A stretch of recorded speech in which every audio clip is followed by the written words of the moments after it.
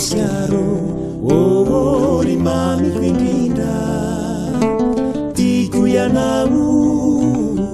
laya nitokana tsy azo afindra voarahitrantsaina ary tsy mety maty ianaranao vitasary ao anaty androany mo fotoana anankiray rahan'ny fikambanany pikabary ajangasy miaraka amin'reto fikambana rehetra ao amin'ny ajangasy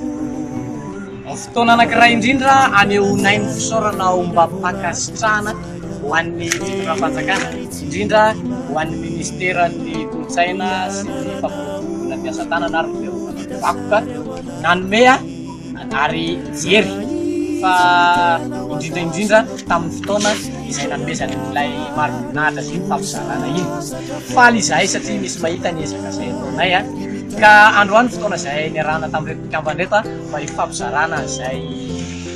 afaliana izay ao anaty eo faharoa manaraka an'izay ihany koa ny fandrindran-dalana indrindra amin'izany ny amin'ny fahatserovana fankalazana ny faharoa taona ny fikambanany pikabary ajangasy roa taona lasa izay no nijoron'ity fikambanany ity ny taona no roa izay ny orenany fa ny asa vita izay tao anatin'izay efa maromaro ihany hoy ilay tsy mahay manisa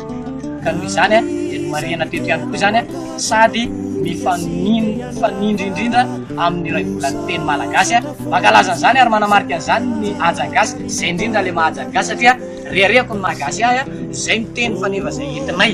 ao anatin'ity fanandratana ny kolotsaina malagasy ity ka dia makasitraka makatelina engane fitondram-panjakana rehetra izay fanimby eo dia hijery ny mpanakanto hijery ny olona rehetra izay mitahiry itony sotoavina sy ny kolotsaina indrindra amin'ny fanandratana ny malagasy tahaka nytony dia makasitraka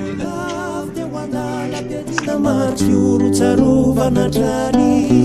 dianaran'izy ireo tsy hoadino hoe ny rano mikorina ny hoany gasiaro gasiaro gasiaro gasiaro